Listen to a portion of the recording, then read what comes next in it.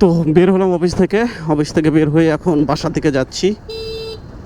ঠিক ইফতারের পূর্ব মুহূর্তে বের হয়েছি। আশা করি রাস্তা ফাঁকা পাবো।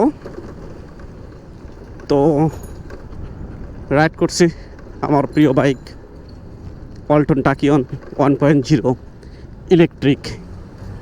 আসলে ভবিষ্যৎটা ইলেকট্রিক।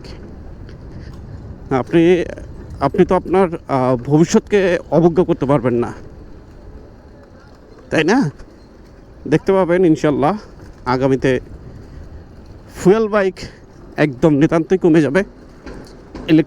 ইলেকট্রিক বাইকের যুগ অলরেডি শুরু হয়ে গেছে, বিপ্লব হয়ে যাচ্ছে। বিশেষ করে ইন্ডিয়া, চায়না, থাইল্যান্ড, ভিয়েতনাম এইসব কান্ট্রিগুলোতে। আমাদের বাংলাদেশের দুর্নীতিপরায়ণ একটা দেশ বলা যায়, যার কারণে এখন পর্যন্ত ইলেকট্রিকে আমরা এতটা এগিয়ে যেতে পারছি না। বিকজ অফ ফুয়েলের বাইক কমে গেলে ইলেকট্রিক বাইকে যখন বেশি হয়ে যাবে তখন নানান ব্যবসার নানান ক্ষতি হয়ে যাবে। এই জন্য হয়তো বা আমাদের ইলেকট্রিক এই ভেহিকেলগুলো অতটা এখন পর্যন্ত জনপ্রিয় হচ্ছে না। যাই হোক, ওটা কোনো কথা না। কথা হলো যে চলছে আমার প্রিয় বাইক, সাথে আমিও চলছি।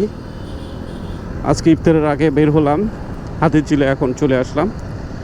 হাতিরঝিলের অবস্থা কি সেটা আজকে আপনারা দেখতে পাবেন, অথবা ইফতারের পূর্ব মুহূর্তে রাস্তায় যানজটের অবস্থা সব কিছু মিলিয়ে পরিস্থিতি কেমন হয় সেই জিনিসটাই দেখাতে দেখাতে আমি আজকে আমার ব্লগটা সম্পূর্ণ করব।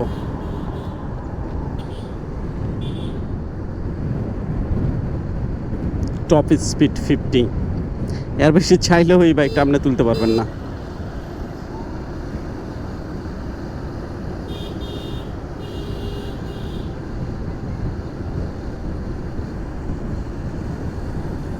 সবাই মনে হয় যে 50-55-তে যাচ্ছে, বাট আমি 50-এ আটকে আছি।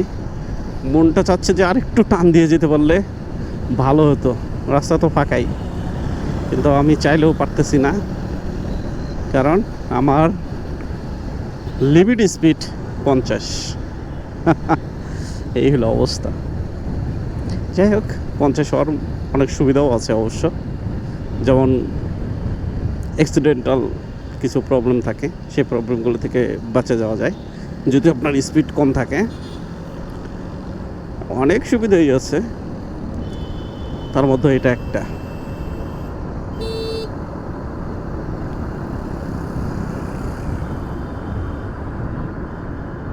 দেখতেই পাচ্ছি আমার গোপ্রোতে বেশি একটা চার্জ নেই, তবুও আমি মনে করি যে আমার বাসা পর্যন্ত আমি যেতে পারবো ব্লগ করতে করতে, এতটুকু চার্জ আছে।